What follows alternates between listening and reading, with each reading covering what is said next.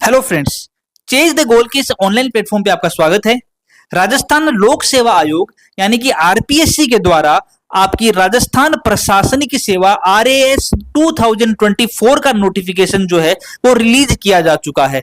और इस बार जो आरएएस का नोटिफिकेशन आया है, उस आरएएस के नोटिफिकेशन में कुल पदों की संख्या जो है वो टोटल 733 पद जो हैं वो इसके अंदर शामिल हैं। इस 733 पदों के अंदर आपके राज्य सेवा के पद भी शामिल हैं और आपके जो अधीनस्थ सेवा है उस अधीनस्थ सेवा के पद भी इसमें क्या है, शामिल है। राज्य सेवा के पद जो हैं वो टोटल 346 पद हैं और अधीनस्थ सेवा के पदों की संख्या 387 है। इस प्रकार से कुल पद जो इस वैकेंसी में शामिल हैं वो 733 यानी कि 733 पद जो है इस बार की आरएएस वैकेंसी के अंदर शामिल किए गए हैं। दूसरी इंपॉर्टेंट बात कि ये कहा जा रहा था कि जो एसआई की वैकेंसी है, इस बार इतना घोटाला हुआ, इस घोटालों के कारण से एसआई की वैकेंसी को भी आरएएस की वैकेंसी में शामिल किया है, लेकिन ऐसा कहीं भी जिक्र जो है वो आरएएस 2024 के नोटिफिकेशन में नहीं है। तो आपको यही मान के चलना है कि एसआई की वैकेंसी अलग होगी और आरएएस की वैकेंसी जो है वो अलग होने वाली है। दोनों के अंदर आपस में कोई लिंक नहीं है। ठीक है, तो पहली बात हमने कौन सी कर ली, एसआई की वैकेंसी आरएएस के थ्रू नहीं होने वाली है। टोटल पद हमने बात कर ली, कितने हैं, 733 पद है। इन 733 पदों के अंदर जो लोगों की सबसे इंपॉर्टेंट चॉइस होती है वो क्या होती है कि राजस्थान प्रशासनिक सेवा, राजस्थान प्रशासनिक सेवा के 28 पद हैं।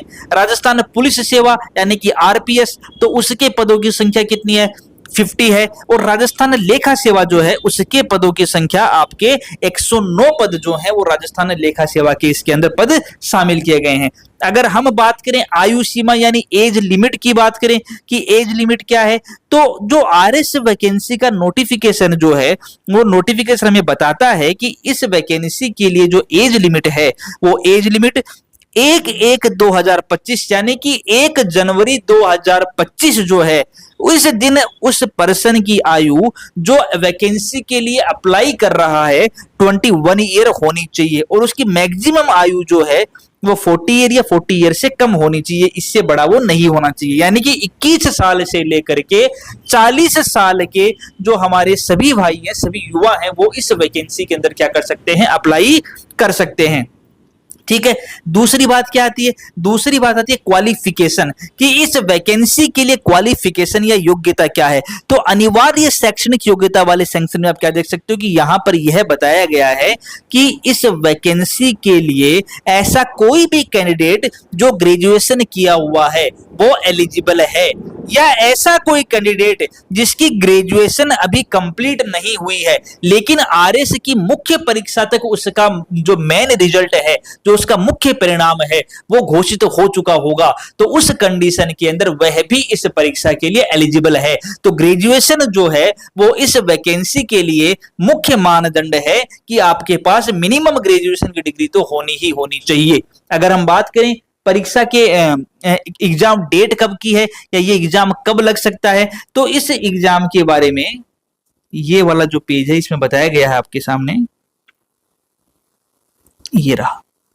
ठीक है, कि परीक्षा जो है उस परीक्षा के स्थान व तिथि के संबंध में यथा समय सूचित किया जाएगा। मतलब अभी इन्होंने कोई एग्जाम डेट डिक्लेयर नहीं की है कि जो प्री की एग्जाम है वो कब लगने वाली है। ये जब आपके फॉर्म फिलअप कर दिए जाएंगे उसके बाद में बकायदा नोटिफिकेशन रिलीज करके बकायदा आपको अपनी वेबसाइट के ऊपर इंफॉर्मेशन दे देंगे कि इस तारीख को आरएस की प्री की वैकेंसी लगने वाली है। एक अनुमान के हिसाब से कि जब आपके फॉर्म फिल हो जाएंगे तो फॉर्म फिलअप के बाद में लगभग आपको 2.5 से 3 महीने मिलने वाले हैं एग्जाम के लिए। जो आपकी आरएस की प्री वैकेंसी है, प्री एग्जाम है, उसके लिए आपको लगभग अनुमान के हिसाब से 2.5 से 3 महीने आपको लगने वाले हैं, ये मिलने वाले हैं। अगर हम बात करें आवेदन अवधि की कि इसकी फॉर्म फिलिंग डेट कब तक है, तो फॉर्म फिलिंग जो है वो स्टार्ट हो चुकी है इस आरएस वैकेंसी के लिए 19, इसको इरेज करते हैं वापस से,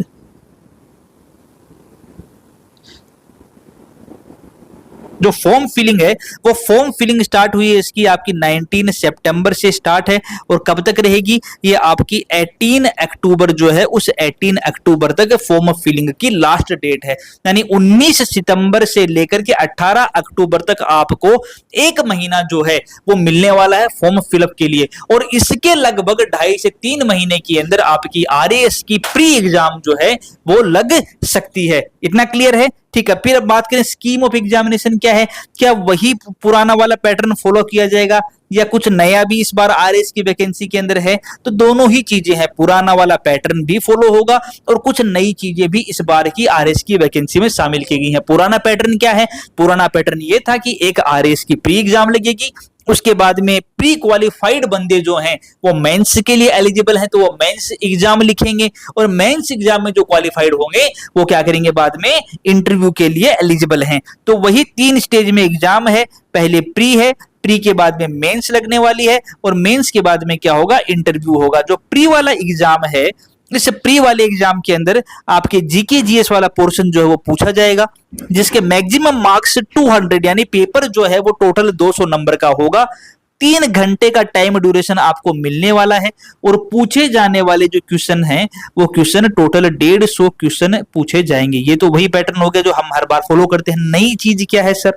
तो नई चीज जो है वो यह है कि इस बार आपको आरएएस की वैकेंसी के अंदर जो क्वेश्चंस आ रहे हैं उन क्वेश्चंस के साथ 4 ऑप्शन ना मिलकर के 5 ऑप्शन मिलेंगे, और 5वां ऑप्शन जो आपका है कि भरना कंपलसरी है। अगर आप जो है वो 5 ऑप्शन, जो आपका 5वां ऑप्शन है वो नहीं फिल कर रहे हैं, या आपने टोटल क्वेश्चन जो है उन टोटल क्वेश्चन के 10% क्वेश्चन जो है उन 10% क्वेश्चन का आंसर नहीं दिया, तो उस कंडीशन के अंदर आपने चाहे पेपर कितना भी अच्छा किया हो उसका कोई फर्क नहीं पड़ता। क्यों? क्योंकि आपका वो पेपर चेक ही नहीं होगा। इसलिए आपको ये ध्यान रखना है कि अगर टोटल क्वेश्चन 150 आते हैं तो उनके 10% का मतलब होता है 15 क्वेश्चन। अगर 15 क्वेश्चन अनअटेम्प्टेड छोड़ दिए, 5वें ऑप्शन का आपने जवाब नहीं दिया, तो उस कंडीशन के अंदर आपकी कॉपी चेक जो है वो नहीं होगी। ठीक है, ये किसकी बात आ गई? एक नया जो इन्होंने इनोवेशन डाला है इन भर्तियों के अंदर होते गड़बड़ झाले को देखते हुए, वो इनके द्वारा ये किया गया है। अगर हम मेंस एग्जाम की बातें करें तो मेंस एग्जाम जो है उसमें वही सिमिलर पैटर्न है कि टोटल 4 पेपर लगने वाले हैं, paper first, second, third and fourth. और दूसरी बात क्या है कि ये पेपर जो है वो 200 मार्क्स के होंगे, यानी कि टोटल आपका 800 मार्क्स जो है उस 800 मार्क्स का आपका मेंस एग्जाम लगने वाला है। और मेंस क्वालिफाई करने वाले बंदे बाद में क्या करेंगे, इंटरव्यू के लिए रेडी रहेंगे या इंटरव्यू के लिए एलिजिबल होंगे। ये किसकी बात आ गई? ये बात आ गई आपकी आरएस वैकेंसी जो है उसका स्कीम क्या होगा या उसका पैटर्न क्या होगा एग्जाम का। तो हमने बात कर ली फॉर्म फिलिंग डेट कब से स्टार्ट होगी, हमने बात कर ली कि संभावित एग्जाम आपकी कब लग सकती है प्री की, हमने बात कर ली कौन कौन से एज लिमिट या एज क्राइटेरिया बताए गए हैं, हमने ये भी बात कर ली कि क्वालिफिकेशन क्या है। अच्छा, इसके अलावा जो आवेदन जो आपके पैटर्न ऑफ एग्जाम है वो भी हमने देख लिया। एक चीज और है इसके अंदर, वो क्या आती है? वो आती है कि आपका जो एज रिलैक्सेशन है, वो एज रिलैक्सेशन और देख लो आप। एज रिलैक्सेशन में क्या है कि आपको 21 से लेकर के जो 45 ईयर, जो 40 ईयर है वहां तक तो एलिजिबल हैं, लेकिन उसके अंदर भी रिलैक्सेशन दिया गया है। जो आपकी ओबीसी, एससी, एसटी है और ईडब्ल्यूएस है उनको 5 साल का एज रिलैक्सेशन दिया गया है। और आपके जो महिला अभ्यर्थी हैं उन महिला अभ्यर्थियों को सिमिलर कैटेगरी के अंदर 10 साल का एज रिलैक्सेशन जो है वो दिया गया है।